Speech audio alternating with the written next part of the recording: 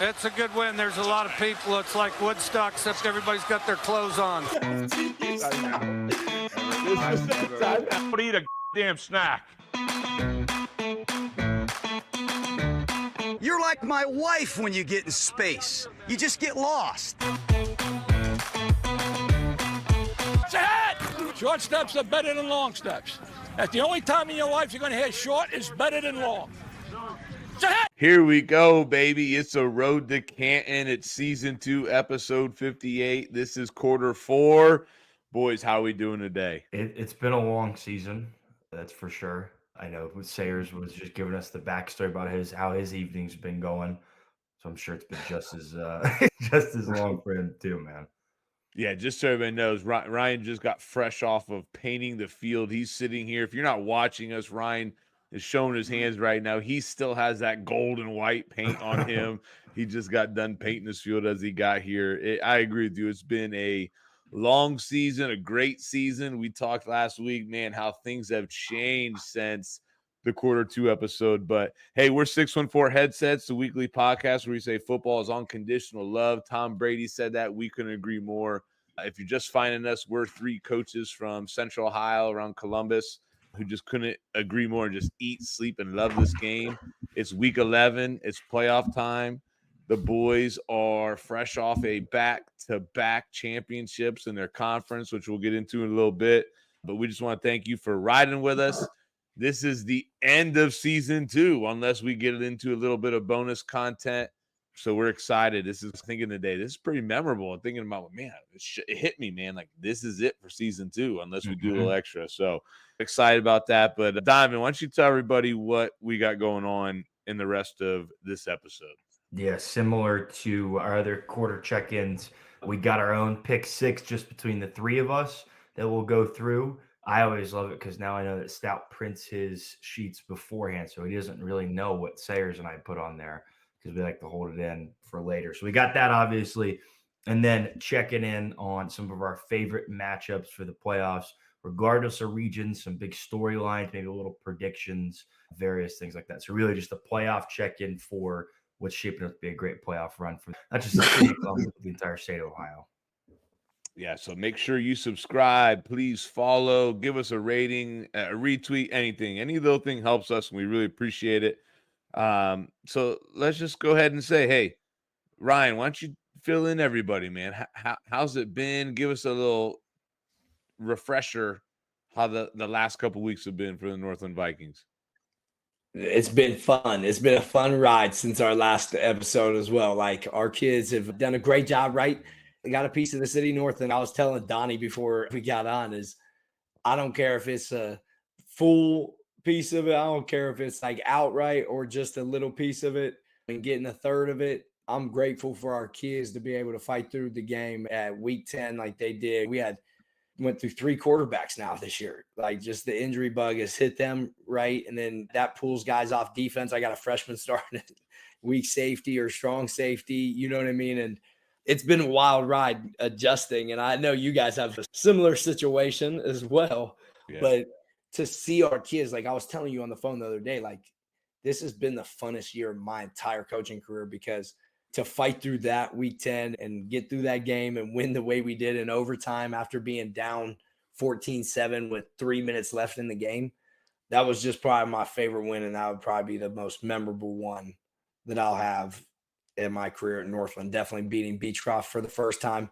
No other head coaches beat them 3 times in their tenure at Northland, which was great for my coaching staff. And 2 of my guys on the coaching staff graduated from Northland, and they were 0-4 against Beechcroft when they were in high school.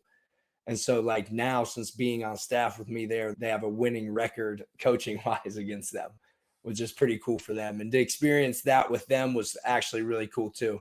Because I don't know, the Beechcroft Northland game ends up packed. There's alumni, the old coaches come back, every teacher's out. It's just a blast there. And to see our like coaches that graduated there, how much it means to them as well, is pretty cool.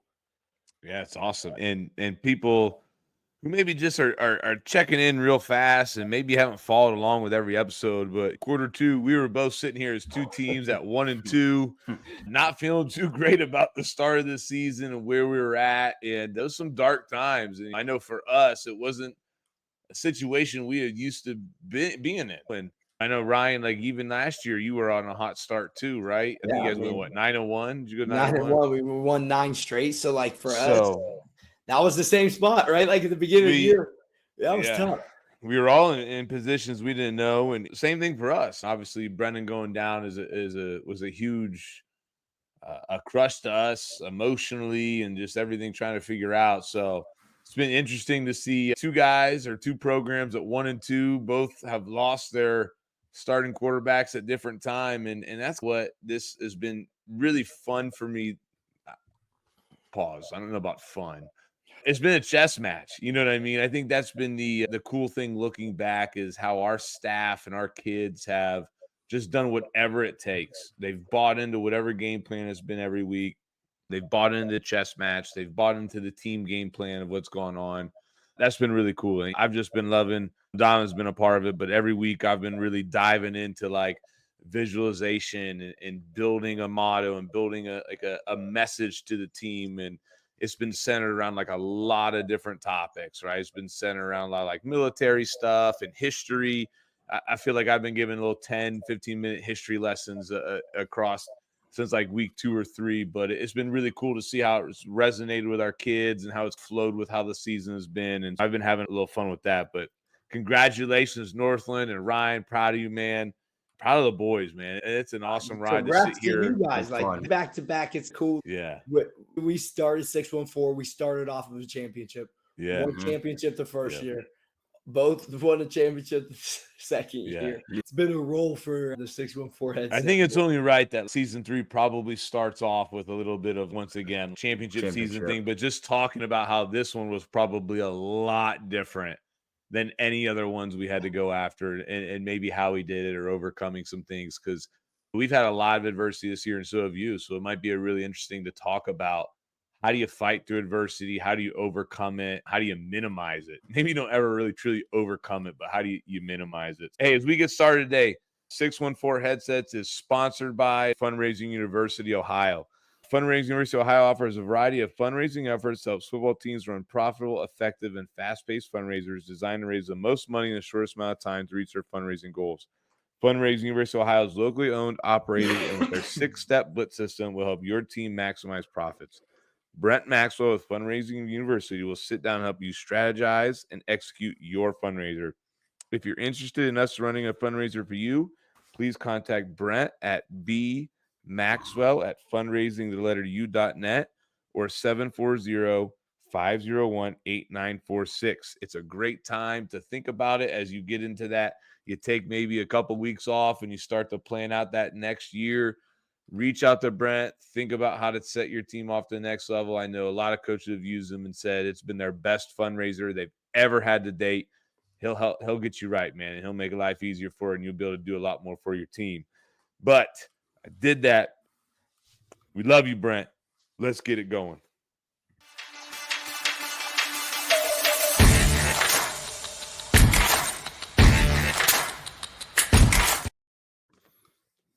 All right, Sayers, introduce your favorite segment. The best segment of them all, right? The Pick Six segment. This segment is powered by Storied Rivals. Sports, media, championships, friendships, and life lessons are among the most meaningful parts of athletic competition.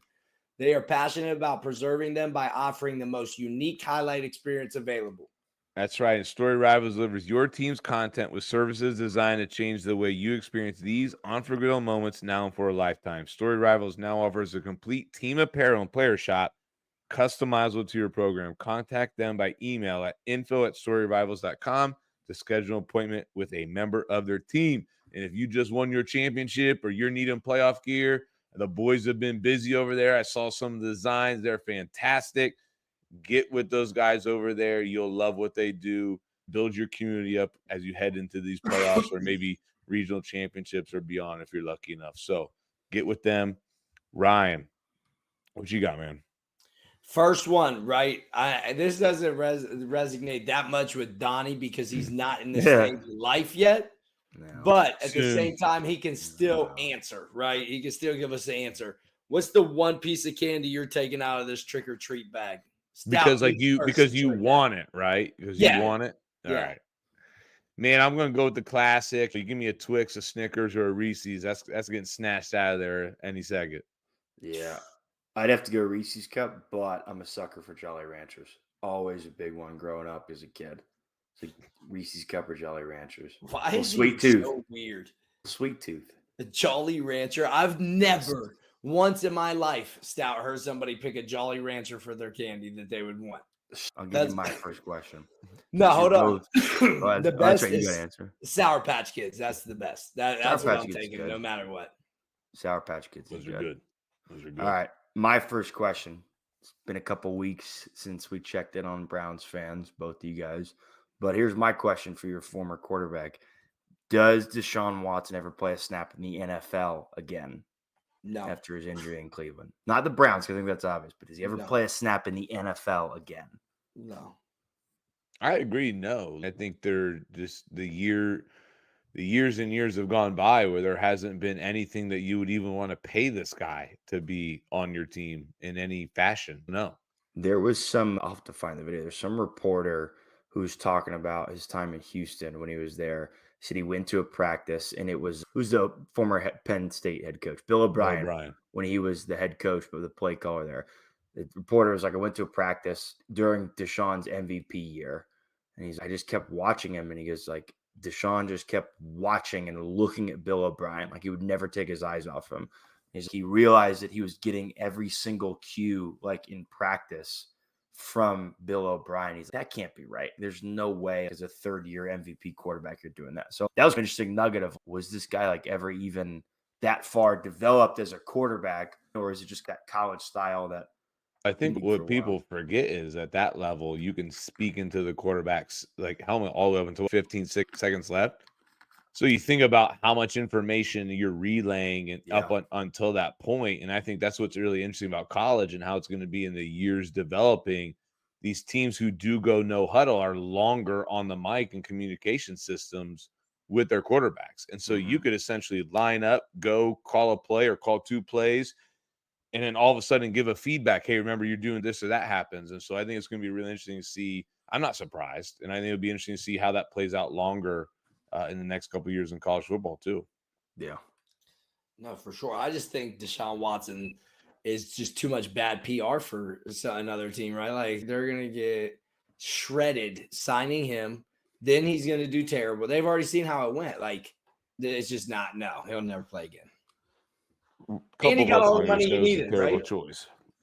He got all this money. I'm going to stick in the Halloween spirit. Donovan, you suck, man. Apparently you don't like Halloween. What's one thing about Halloween you can't stand or has to go? What are you just tired of? Or if you could change it or you had enough of it, what would it be? You boys are thinking, you're churning. I'll start. All right. That's what you think. Give you some time. This was on your conscience. That's why you asked it. Yeah. So for me, it's those tall ass skeletons, man. They must have been on sale. And everybody has one now. And everywhere I look, somebody has one of them tall skeletons. To me, come on, man. Be original. Do something. Be your own person. I'm tired of the tall skeleton from Home Depot in everybody's yard.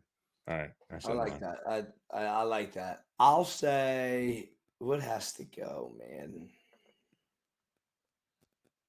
I'll give mine, Sayers, if you want to think. I think, like, for me, what I heard today, like, some of the kids at school said they were going trick-or-treating. Like, teenagers, stop going trick-or-treating. Let the kids go. Ain't nobody trying to give a 13, 14, 15, 16, 17, 18-year-old kid some candy. You know what, though? I'm cool with it if you're not like an asshole. Like, if you're just out having a good time, having Halloween, but you're being respectful, you're not being a jerk and letting other younger kids go in front of you, I'm cool with it. You know what I mean? You're so young for so long. Like, your whole life is. Yeah, how many of them are just going to be doing that, though? Yeah. I'll give you two. None of them are huge ones, but one, not a big like horror movie guy. So like when you're sitting there like relaxing, like maybe watching a little TV, and then all of a sudden like just the craziest like little 20-second clip from a new horror movie shows up and just jolts you out. Hate that. But the other thing, and you That's probably so don't do it as much. I hate horror movies. I can't stand them. You guys might not do it as much like in the schools, but like the office or like building Halloween parties. We do that at my office. And it's just weird seeing a bunch of grown adults with the craziest costumes, like pretending to like it. I don't know, man. There's just Yeah, something about we it. don't have Halloween parties. No, I didn't think so. We don't either, Well, but I've seen some people at Halloween parties that are like too old. Like you're too old. you know what I mean? Yes. Yeah. I just said that Amanda and I were talking about that the other day. Like, all right, if you got some kids and stuff. If you have little kids, like young age that could go trick or treating, you're too old to be at a Halloween costume party. Just go hang out and have a couple drinks then. Yes. I'm with you there. I like that, Donnie. I'm with you on that one. But I can't get down with the horror movie. Like you're just You're soft, dude. I hate You're so soft. I started I to say hate something horror else, but movies. it's PG, right? But Yeah, or family show. I Family hate show. horror Family movies. show. Hey, dude, this guy doesn't like the rain. Pouts when it rains. Yeah, You getting don't rained know. on. You don't know this, Ryan, but there was one day in practice about a year ago. It was raining. Donovan was standing away from everyone with his back turned to the rain, just pouting with his hood up as we're like walking through stuff. I was in the corner. I could see everything. I've never seen somebody do this in my entire life. You are soft, brother. Wow. Like I'm telling you, thank God if it wasn't for your mom and that family, I don't know like what would happen to you guys. All right, Ryan. I love this next question. All right. So my next question is, what team for everybody in Central Ohio has surprised you the most? Just like through the season, they don't even have to be like killing it. They could be a low seed in the playoffs. Just somebody that surprised you so far, and you might have one or two teams. I think in an interesting thing, positive. When I read this, I saw it from a positive and a negative standpoint, right? Surprised you in a bad way, you know what I mean? But in a great way, I'm gonna go with West at Orange, man. You know what I mean? To come into Orange and basically take the same roster that was there before, or a lot of it, you know what I mean? And to have the success they're having this year, man. Kudos to him. We obviously knew what a great coach he was, but I think they might be my surprise of Central Ohio in a positive way. I like that one. Do a negative. I can't. Off the record, we'll talk about that. Do a negative. You don't have to explain it. You can Right, I won't say it's negative. I'll say it's a shock. I won't say negative. I was pretty shocked to see Hilliard Bradley this year.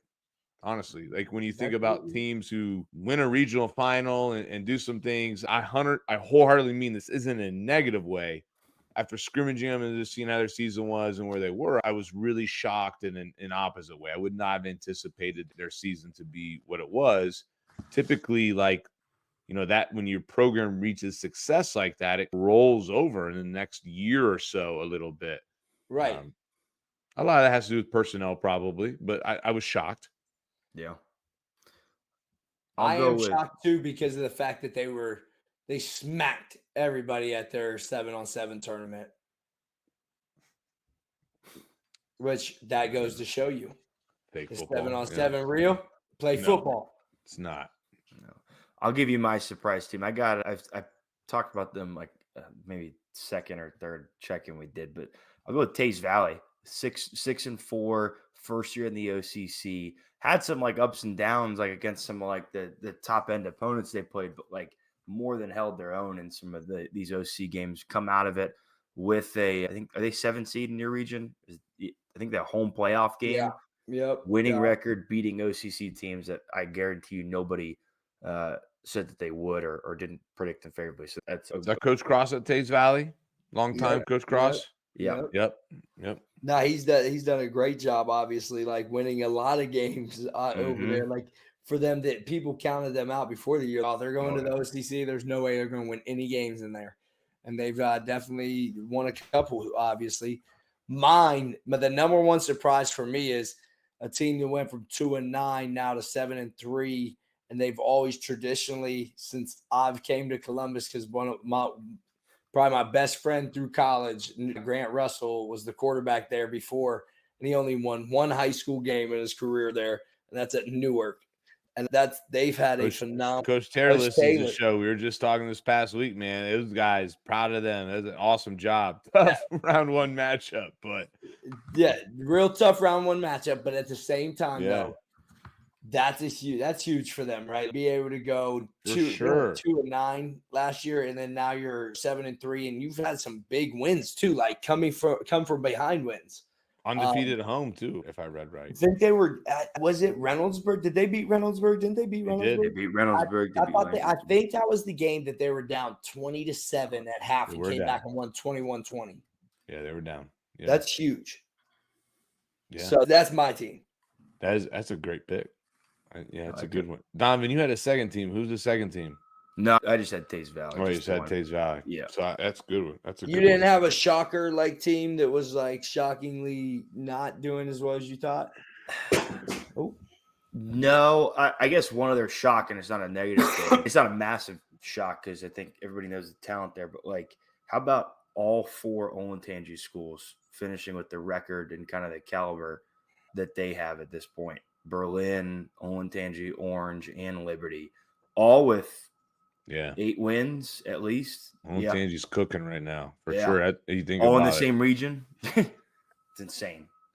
Is it you? You go up? Yeah, I got my second question. I won't give my answer on this because we now will be long-winded on this question. I just want to hear it from. This is going to be a Ohio State question. Yeah, it's fine. I think, and you can tell me if I'm wrong, I think some more people are starting to wake up and come to the dark side just a little bit. I just think that just a little bit. Based off of what you guys have seen so far and what's upcoming on the slate, do you think Ryan Day survives after this season? Yes or no? Sayers, yes or no? I knew this was coming. Go see yes or no. You can give me. I didn't even look at Donnie. Hey, stop! I didn't look at Donnie's questions at all, but I knew when I was typing my questions in today. Had to come in. I knew there was going to be a Ryan Day's question on this podcast. For sure. It's not on our sheet, but the moment he started talking, I knew. Go ahead, Kyle. You answer this. So we've talked a little bit about practice and some of the downtime. I don't think Ohio State wins the national championships here. I really don't.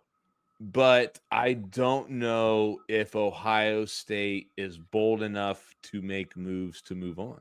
I don't know if we're that type of movers and shakers and want to win right now. You got to be right, though. Can I use some different examples, right? At practice, I talked about Georgia fires Rick, who had a 10-win season.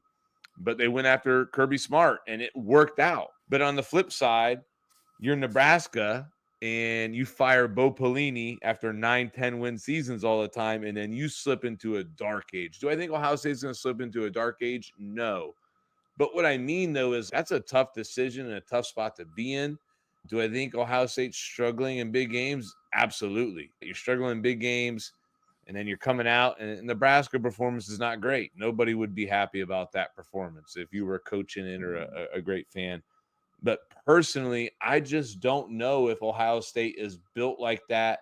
But also with Ohio State, they've never had to be in that position to make that choice. So I don't know. I guess that's my 2 cents around the subject. I'll say this, and I know basketball and football is way different, but it's Ohio State basketball. It's still nationally relevant with the new AD. I forget his name, but when York or something like that. Yeah. Yes. I know it's basketball, so it's just not as nationally primetime. But when they decided to keep Jake Diebler as the new Ohio State head basketball coach, like in a small world of Ohio State basketball fans, maybe alumni, that was a massive shock. Like it was not that was not anything that anybody saw coming or thought was realistic, and not something that would have happened like in previous athletic directors. So just from like where it seems like with this new AD, maybe anything's on the table. But again, football is a whole different story. It's a little more nationally relevant, especially. Yeah, football is different, man. But you're talking about an Ohio high school legend. Like he might have a great pulse on the team. He came in, he injected life into that team too. Just talking about Ohio State basketball, dude. You say Diebler, and everybody in the state knows Diebler. So that's not fair. I think you don't know how he interviewed. You don't know how he is when they went and watched him on the court and stuff. No, Those are two polar opposites. No, it was just more of the shock value of it. Nobody from behind the scenes thought that was like a realistic possibility because of like his background, like where he coached before. How he didn't really coach anything before at all. Yeah, but basketball, man, you know how to develop guys, the X's and O's, and you're tied into the high school coaches and recruiting and stuff. I think he's going to do a good job. Yeah, I hope so. I think he will too. But I think this about Ryan Day. I'm going to say this. After watching the Oregon game, the clock management at the end of the game was pitiful. One of the worst I've ever seen. Happened against Georgia too. Yes, it did. One of the worst I've ever seen. And then this week, if you have those dudes, just Junkins and Henderson, just those two, let alone the dogs on the outside, and you're telling me you can't score or get first downs in the second half at some point, what are we doing? I just don't understand, because everyone thought the fix was hire Chip Kelly, and now we're going to be fine. Okay, Jim Knowles' defense did good last year. We got all our guys back up front. Now we're only bringing 4 at a time. Like, we don't know. We don't want to bring any pressure on anybody, and now we're looking to – it just is – I feel like people are starting to be over Ryan Day, because now you're seeing more and more times again when it's a huge game and a tough game. The games Ohio State's supposed to win, they're not winning the games. Somebody said it, Gray. I don't know who it was, but it's twofold. It's not I don't winning care the big about his games, total record. and then it's not performing how you should in other games too. Like now, like it's a little bit of the both, is what they said. It was a good take. So yeah, it'll be interesting. I like it. I don't. But we have nothing to judge it off of. Ohio State's never sat in a position where they've had to make a decision, like at least in our era. I'm sure somebody. I guess the gym is different. Like Jim Tressel, like they had to move on. Different circumstances, obviously. Different circumstances. We're talking about performance and wins. Like at least in our era of growing up, Ohio State football has never had to get rid of a coach because of performance. Hold on, me and Sayers era, you were very much aware of the John Cooper era, so this is a way different story. Stop. Yeah, hold on. I was what are we Sayers? What are we doing? What is he okay, talking here we go. We're extending my age on here. Way to pay homage to Ryan Day. Season 2. I'm gonna say this: if he loses to Indiana, Coach Singetti will be hired before he even gets on that airplane. It's Signetti. Singetti, whatever it is, but that dude is a dog. Yeah, in the spirit of college football, and it's our last question here, and we talked about this today. Should college football eliminate the conference championship games with the new playoff system? I say yes, because if you think about the roundabout how it is, let's stick with Ohio State. Oregon, Ohio State already play each other. They could play each other again in the conference championship. What if they both go 1-1? And now you're sitting here looking at the 12-game playoff. And so with these conference championship games, they used to be necessary to get into that top 4. I think you're looking at possibly having to see teams for a second or third time. Do we really need them now that there is a 12 playoff or what may be expanded in the future? I think yes, because I still think there's like a fun aspect, and maybe you or Roy said it, like just the money of it is so much. I don't think they'll ever get rid of it. I still think it's fun. But sit up like, all right, cool. Georgia Tech is going to play this weekend, or when they were good. USC and Oregon when it was Pac-12. I still think it's fun, but I saw it was like, yes, conference championship means less, but to get a first round bye is so huge as a top 4 team. Or if you're like fringe, where let's say you have lost one game, and even if you lose, you keep the conference championship game close and you get like a 5th seed, right? The 5th seed plays that worst team potentially in the playoffs. It's 12, like the group of 5 team. And then they go play the 4th, if they win, they go play the 4th seed. So they play like the worst of the Power 4 group. So like this year, like if Oregon kept it close or Ohio State kept it close, they could get the 5 seed, go play like Boise State, and then go play like Utah, whoever the Pac-12 favorite or Big 12 favorite. So like I still think there's like an aspect that like it matters. I think once it stops mattering, then the answer should be No, you shouldn't. I still think there's fun to it. No, I don't think so. I think it should just roll. I don't think you need the playoffs. I don't think you need the conference championship games. I think just go into the playoffs and let it roll. Ride it out. Let's just see who the national championship is. At some point, these conferences are all going to be gone, though. I feel so they're going to get to a point. They're all going to be gone. It's not going to be split up as much as it is anyway. Yeah. At that point, take them away. And it's the money side of it. Are they really going to be motivated to move away from it? So I'm with you to see interesting how long it's going to be. And I never really thought about it until just a couple weeks ago. My wife and I are talking about it. So let's get into this playoffs, man. That's what we're all about. Let's get into it.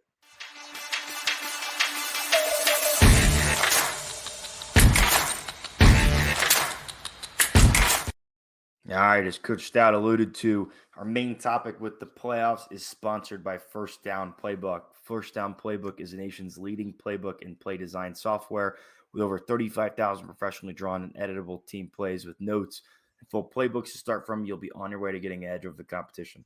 First Down Playbook could be your entire team management system with practice schedules, scripts, custom quarterback wristbands, and more. If you use the code headsets24 or mention our show, you'll get $100 off what is already the most affordable option in the game today.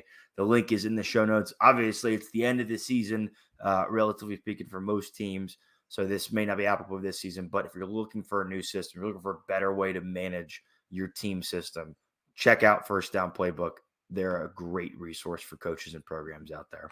Yeah, it's a great time to think about it because I give myself a little bit of time and I feel like I start revamping things and going through stuff that controlled winter time. Get with them. A lot of new features. I know they just came out with a massive new scouting report feature. It looked pretty cool.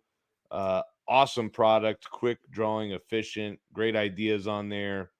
I love just searching on there sometimes. So, First Down Playbook is awesome, man. Take a look at them. But so we're going to go through not every division and every region. We try to keep it a little bit more around Central Ohio and then open it up. We'll start Division 1, Region 2. What do you guys think? I think this is a pretty wide open region. What are your guys' favorite for Division 1, Region 2? I still like Springfield as the favorite for it. I think they've I don't say used to it, but like they have a lot of that experience going. There's a lot of dark horses though, like you mentioned.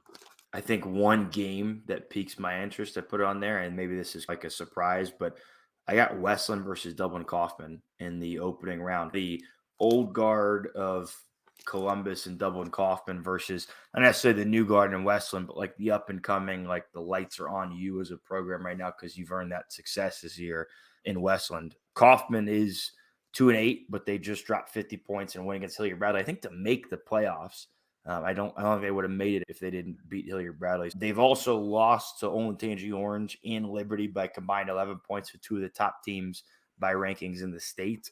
So they've shown like that fire, but Westland obviously, as we've all seen, has that skill and talent right now to. What's the spread on that game? Did you check it? I'll check right now. I want to say it's at least 27. I'll go look at Drew Pastor. Yeah, but I was going to say that game's interesting because it's like Dublin Kaufman's used to it, right? Going to the playoffs, playing a little later in the season, right? Like one more game. Way harder schedule too. I was way off. It's not that high. It's Westland -5. Yeah, I'll take Kaufman. That's low. I'll take Kaufman. Wow. My favorite, and I'm with you, this is tough. Springfield, obviously, been there, done that favorite. I'm going to go Centerville, though. After playing them and knowing their history and stuff, very sound defensively, do a great job. I'm going to take Centerville as my favorite in that region. No, I like that. I was going to say Springfield, obviously, I'm looking at their path to the Final Four is pretty promising, right? In my opinion, at the top of that bracket, I think the top looks a lot better for them. But I think for me, like you guys were saying, you're going to take Dublin Kaufman. I'm taking Westland, right? I think they can surprise some people. I think Westland's going to be able to play in that game. I think they're going to win that game. And then it'll be interesting to see what happens the week after or whoever they play of either Northmont or Lebanon or whatever that is. Is that how you say it? Lebanon. Yeah. Where are they at? Oh, Lebanon, Ohio. It's like Cincinnati-ish. Oh, thanks, Donnie. See how, bro, for being the oldest, how immature. Unbelievable.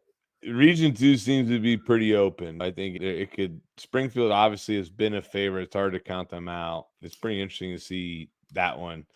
Region 3, we're going to let Ryan mostly talk about Region 3 since it is our region. So, Ryan, why don't you go ahead and talk a little bit about Region 3?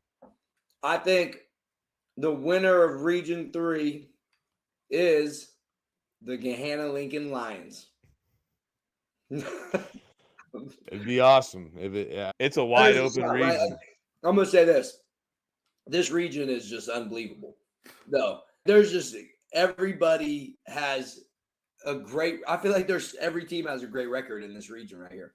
Didn't you put a note on half there? Half the teams in the whole region have a record of 8-2. So eight teams out of the 16 have a record of 8-2. Talking with all of you guys across it, there's not one team that just feels good about their week 1 matchup. I don't think there's one team that's lined up on here that's I 100% have this win. No questions asked. Yeah, it's a very tough reach. I think if whoever can make it out of Region 3, and if you can stay healthy, you're battle tested and have a great chance. I'm excited to see what Orange does. Orange coming back off like their Liberty loss. That was a tough game. And if they get that win, I think they have a great matchup the second round, and then they can possibly get Liberty back. There was one of those things, right? I watched that game too because we played Thursday. It was one of those things where it was like everything that could go wrong, right? Or you get a penalty in these spots for West, put them back, and then they would fumble. And some of the things you just don't coach to happen, but they were just happening to them. And then you got picked North. I know that obviously talking with Nate, like Westerville North, they're not like, hey, we're going out there and we're just going to destroy these dudes. Rather, these are all tough teams. And even like talking with you, right? Reynoldsburg always has dudes that can score fast, right? They can always get back in the game. They can always stay in the game. Much improved Reynoldsburg too. So yeah, they look a lot better. I love going into that Orange game, right? You get Olentangy Orange versus Olentangy, crosstown rivals. The only Olentangy game they haven't got to see, and you get a little clash. You get the Olentangy Orange offense versus what everybody's talking about as the Olentangy defense. I'm with you. That's probably one of my favorite games in that region in week 1.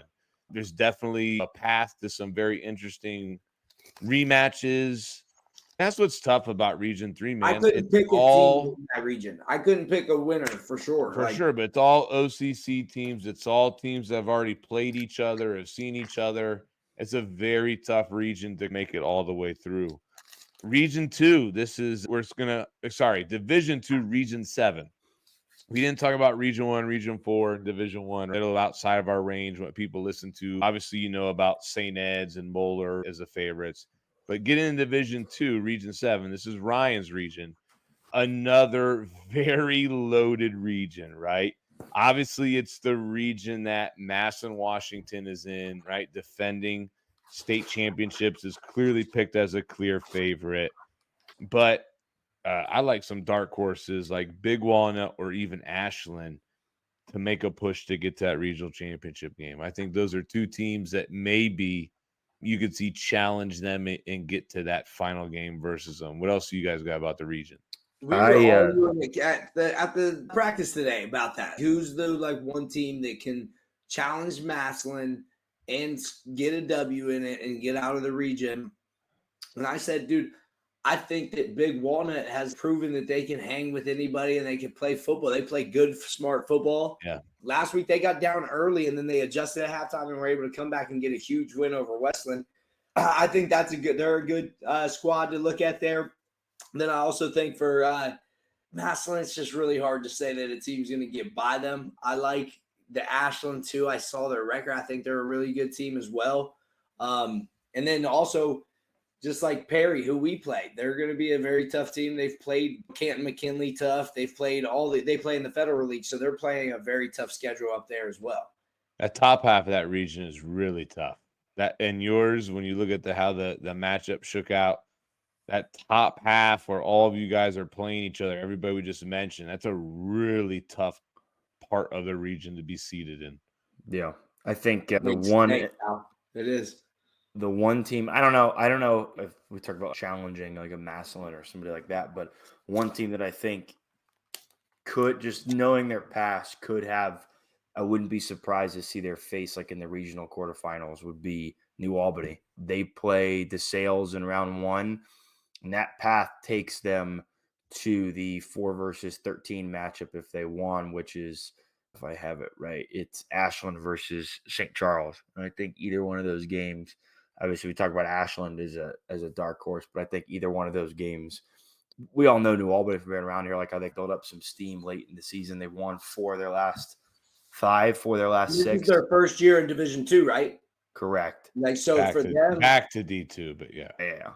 So I think they're not a dark horse to the region necessarily, but a team that if you looked here in 2 weeks when the crowd thins out a little bit, I wouldn't shock me to still see their face around for week 3 of the playoffs. The interesting about Ashland is, right, a 10-0 season, big time quarterback.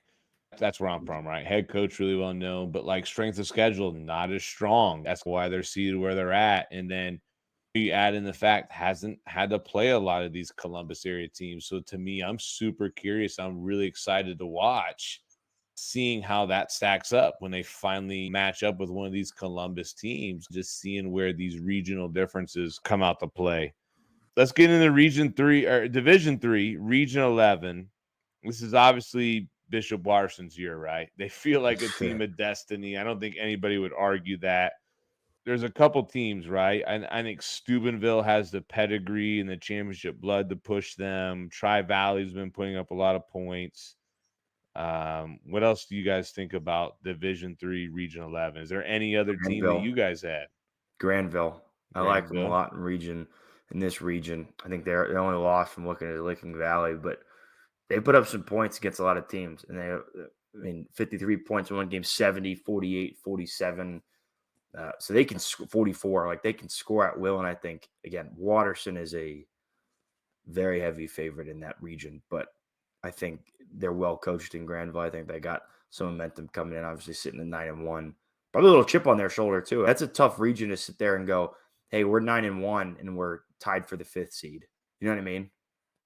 Yeah, and absolutely. You look at like this Bishop Watterson missed a beat, man. They just feel like a team of destiny out for a mission, man. they're so tough too. They just play everybody so tough. And then I think the big game is that Bloom Carroll Bishop Hartley game too on there. That's going to be an interesting game to see what old Brad Birchfield does out there.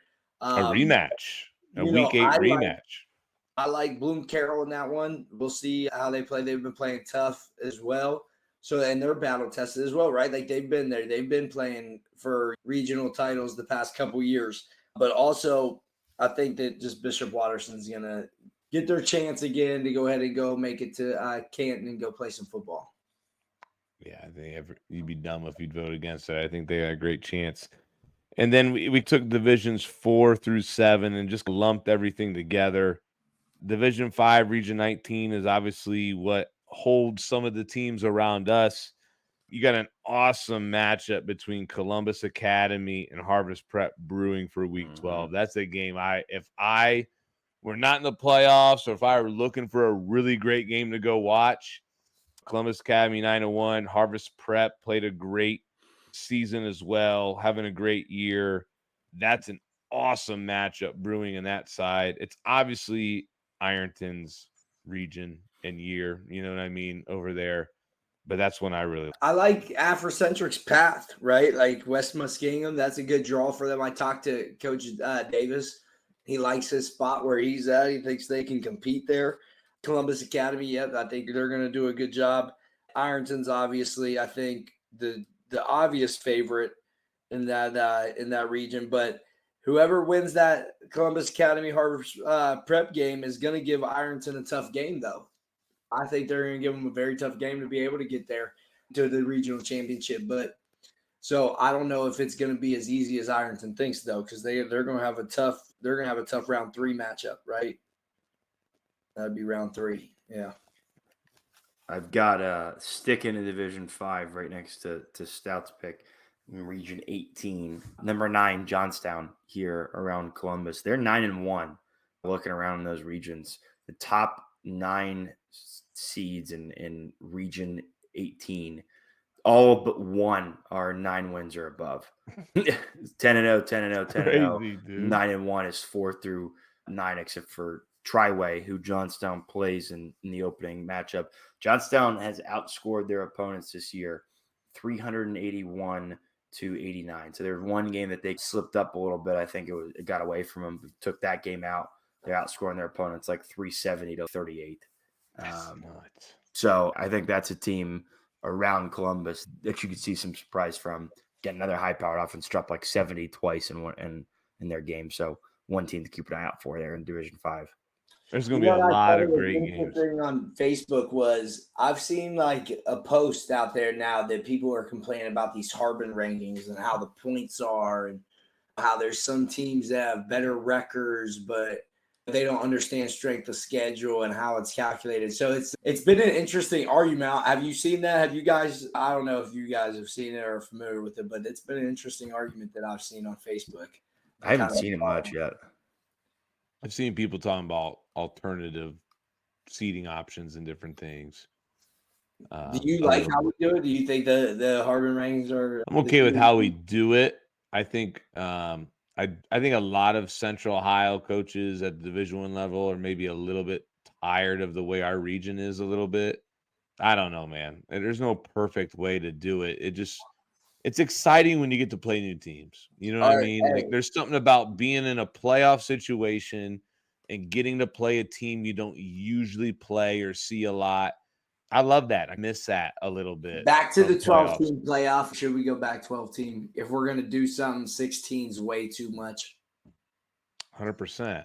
Or like I've said, so it's impossible to make it proportional because the regions are so different. If it must be more than 8, I guess a 12 or something would be better.